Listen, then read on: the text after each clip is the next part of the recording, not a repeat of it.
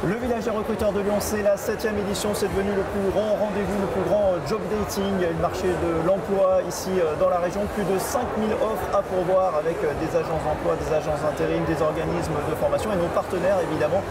En premier lieu, la métropole de Lyon. Bonjour Emeline Baum. Bonjour. Vous êtes vice-présidente de la métropole de Lyon, déléguée notamment à l'économie et à l'emploi. Aujourd'hui, ça fait plus que jamais partie des missions de la métropole de connecter via ce genre d'événement les demandeurs d'emploi et des entreprises qui peinent de plus en plus à recruter. Oui, ça fait partie de la responsabilité de la métropole de créer ces moments en fait et de faciliter ces rencontres parce qu'on a tous en tête que le marché s'est inversé. Aujourd'hui, ce sont les hommes et les femmes qui proposent leurs talents et leurs compétences et qui ont le choix parmi une grande série d'entreprises. L'avantage du village, c'est qu'il se situe place Bellecour et donc on peut se dire, en plus il fait beau aujourd'hui, que la probabilité est forte que des gens s'arrêtent par hasard et rencontrent la bonne entreprise qui correspond à leurs attentes. Ces candidates, ces candidats, aujourd'hui, ils ont conscience, vous pensez, finalement, de la force qu'ils ont par rapport à ce marché de l'emploi tendu? Alors, pas nécessairement. En fait, les recruteurs et les entreprises, les dirigeants sont en difficulté. Les hommes et les femmes qui se cherchent professionnellement n'ont pas forcément en tête qu'ils ont de l'or dans les doigts et que ce sont des pépites qui sont très recherchées. Je répète, mais je pense que c'est pour ça que c'est bien d'être place Bellecour parce que ça permet d'avoir un flux avec des jeunes, des moins jeunes qui n'ont pas forcément en tête de chercher un boulot, mais qui vont peut-être rencontrer un projet ici et qui vont se dire bah oui, pourquoi pas, pourquoi j'irai pas dans cet autre secteur d'activité qui n'est pas mon secteur d'activité ou pourquoi j'irai pas plutôt dans cette entreprise que sur un lieu de formation. Voilà. C'est ce qu'on appelle la magie de la rencontre, oui. Et finalement c'est des belles histoires souvent inattendues qui font que un besoin rencontre une compétence et sur le papier ils n'étaient pas faits pour se rencontrer, quoi. Oui, exactement. Utiliser cette belle opportunité pour transformer la vie des gens, que ce soit en tant qu'entrepreneur ou en tant que salarié. Alors il y a un paradoxe sur la métropole de Lyon, il y a un vrai dynamisme économique, des hausses de recrutement et en même temps un nombre de demandeurs d'emploi qui diminue, mais il y a quand même de la précarité, toujours des gens éloignés de l'emploi. Oui, ce qu'on observe, c'est que finalement, les hommes et les femmes qui sont accompagnés par la métropole de Lyon en parcours de RSA sont souvent dans ce parcours depuis pas mal d'années, voilà, un peu plus de 3 ans.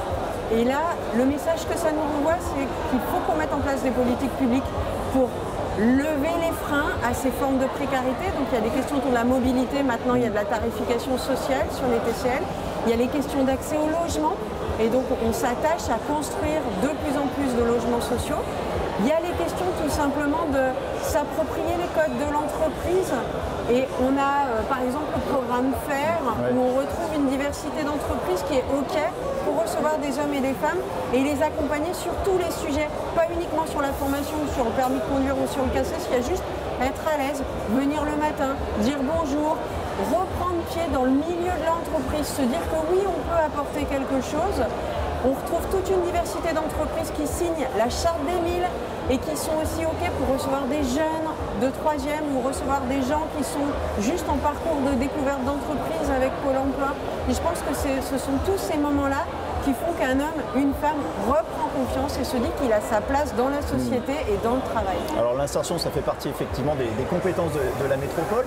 Est-ce que c'est le bon moment justement pour ces personnes éloignées de l'emploi? Parce qu'aujourd'hui le marché est plus ouvert que jamais. Oui, le marché est extrêmement ouvert. Les façons de recruter évoluent. On n'est plus sur la question des compétences strictes et du CV. On est sur le savoir-être, l'envie d'agir.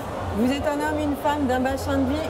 Vous avez besoin d'une rémunération. Vous avez envie de travailler. Tout est ouvert pour vous. Dans les services, l'hôtellerie, l'industrie, l'alimentaire, etc., les fonctions support. Et je pense que le message que j'ai envie de passer aux hommes et aux femmes du territoire, c'est essayez. Essayez puisque tout est ouvert et vous vous trouverez nécessairement. Dernière chose, ça c'est super encourageant effectivement pour les candidates, les candidats, parce que le pouvoir est avec eux quelque part. Encore faut-il que du côté des entreprises, on intègre aussi les nouveaux critères de recrutement. Aujourd'hui, on n'est plus sur forcément du salaire, des choses comme ça. Il y a des nouveaux critères qui sont demandés, notamment par les jeunes générations. Oui, alors, Le critère essentiel, c'est le sens en fait. C'est d'avoir une activité qui soit utile au territoire ou qui participe à la préservation du vivant et de la biodiversité ou qui participe à ce qu'on appelle la justice sociale, donc qui accompagne les hommes, les femmes, les jeunes et les moins jeunes qui sont en situation de précarité, de difficulté. Là, le message aux entreprises, c'est forcément, si vous n'êtes pas dans ces axes-là, ça va être quand même compliqué de recruter. La raison d'être des entreprises évolue. Par ailleurs, je tiens à insister, il y a un sujet de proximité aussi, c'est-à-dire quand on est une entreprise, regardez, et à interpeller les habitants autour de chez soi dans son bassin de vie. Voilà, tout simplement. Avant, on parlait du rayonnement international. Maintenant, il y a le sujet de l'hyper-proximité du territoire. Et le dernier sujet, ce sont les formes de recrutement. Et c'est pour ça que je citais la charte des 1000. On met en place, on a la chance d'avoir la maison métropolitaine pour l'insertion et l'emploi sur le territoire. Donc, on a un outil où vous retrouvez Pôle emploi, la métropole de Lyon, les communes, les missions locales et une diversité d'acteurs où on essaye des choses.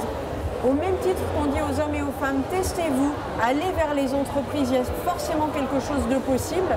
Et les entreprises, venez à nous parce qu'il y a d'autres méthodes de recrutement, il y a d'autres façons de présenter votre projet, il y a d'autres façons de recruter et de fidéliser vos salariés.